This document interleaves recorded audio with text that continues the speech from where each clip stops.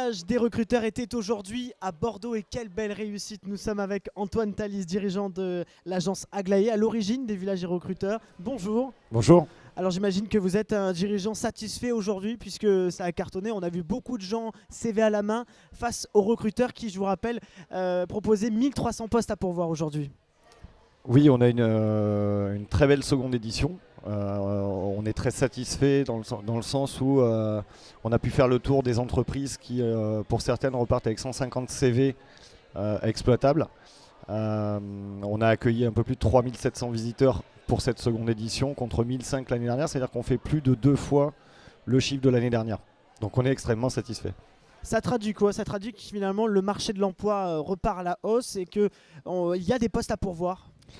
Effectivement, il y a des entreprises qui ne trouvent pas de candidats. Nous, on a pensé à une opération qui amène une solution, pas la solution, mais une solution. Donc ça veut dire qu'on répond à un réel besoin des entreprises. Vous sentez aussi cette attente de la part des entreprises? On a beaucoup d'entreprises qui attendent ce genre d'événement pour recruter. Ça aussi, c'est une responsabilité que vous avez en tant qu'organisateur de ce village? C'est juste que quand on regarde les moyens actuels au niveau des recrutements, on a beaucoup parlé du numérique, ça veut dire d'utiliser des job boards. Alors évidemment qu'il faut les utiliser et que c'est une solution pour les entreprises. Maintenant, nous, on a pensé à une solution de contact en direct qui permet d'ores et déjà, en fait, de quand vous rencontrez le candidat, de savoir si ça vaut la peine ou pas d'aller plus loin.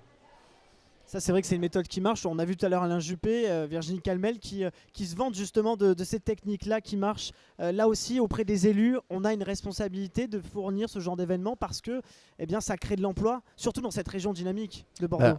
Bordeaux est extrêmement dynamique au niveau emploi et la ville de Bordeaux a tout de suite été réceptive au projet quand on les a rencontrés il y a 2 ans. Ils ont un rôle de facilitateur à jouer au niveau de justement faire se rencontrer les entreprises et les candidats. Et pour le coup, je pense qu'on s'est vraiment bien rencontrés, c'est le cas de le dire. Alors, le Tour de France continue, j'allais dire le Tour pour l'emploi continue. Est-ce qu'on peut annoncer d'autres dates, d'autres lieux du moins, qui vont se dérouler à la rentrée prochaine, au village des recruteurs? Oui, alors on n'a pas toutes les dates encore, on est en train de travailler dessus.